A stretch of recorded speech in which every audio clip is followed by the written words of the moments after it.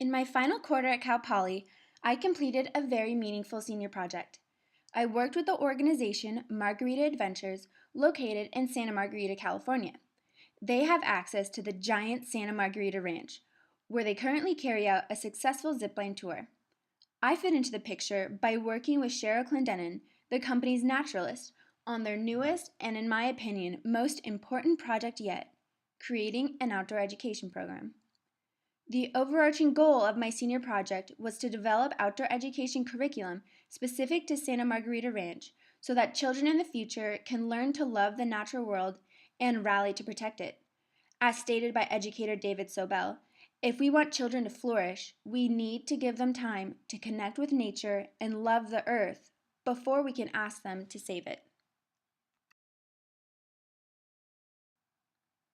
The first phase of the project was research. I researched unique features of local plants.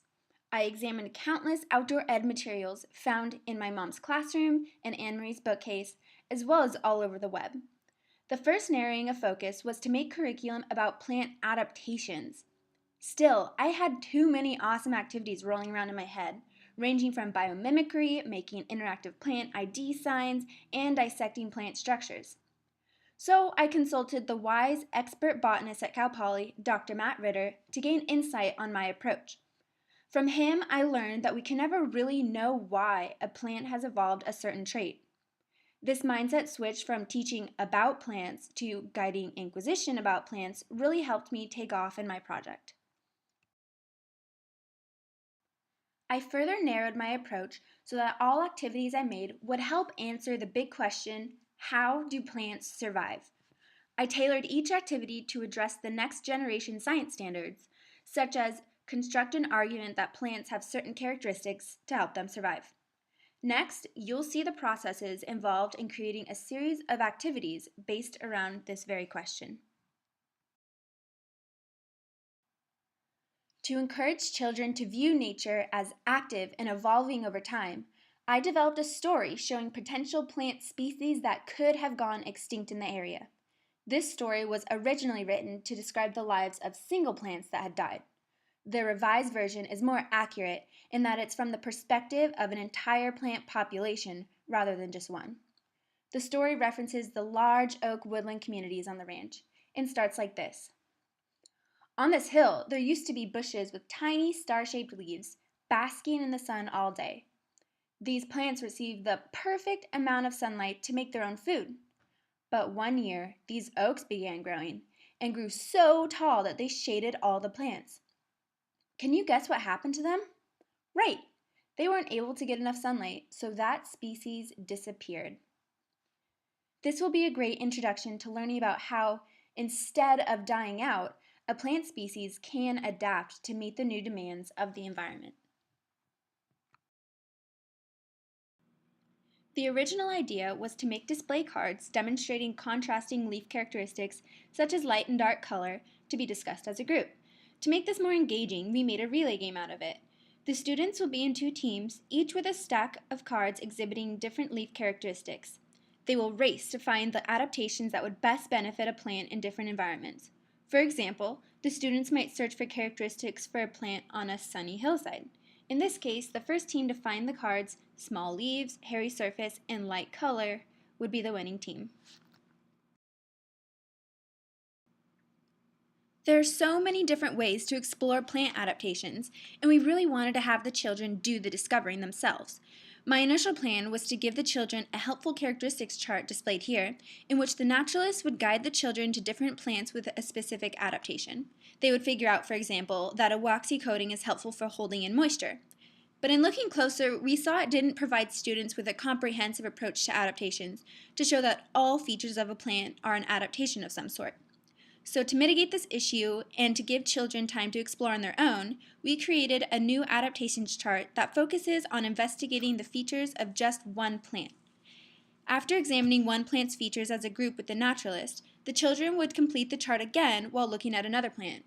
This activity will be a great way for children to figure out what environmental factors have caused them to adapt the ways that they did. This activity would be used as reinforcement of what they've learned. I created a series of 25 questions regarding adaptations. The answers were randomly placed on 15 playing cards, one for each student. During the activity, the children will mark their cards when they found the answer to the question asked, and the first person to have 5 marked squares in a row wins. When this quarter is finished, I will keep working with Margarita Adventures. I have started a plant community exploration guide to help students understand that plants survive by growing in suitable conditions, such as the right topographical features and sunlight availability. They will also describe general features of plants in the community, such as plant density and whether or not they are deciduous or evergreen. I will make this more hands-on by incorporating tools for children to measure environmental conditions. I also plan to create a plant flipbook for students to use as a resource, so as when children wonder, what plant is this? They will be able to find out for themselves. The most challenging aspect of this process was working in a program that doesn't exist yet. There were no overarching program goals to follow or current curriculum to branch off of. This was great because it gave me freedom, but the breadth of possibilities took longer to narrow focus. Overall, this has been the perfect way to jumpstart my career as an educator. I dream to be a naturalist who excites children about nature and inspires them to protect it. Teaching children about the natural world should be seen as one of the most important events in their lives, because it is.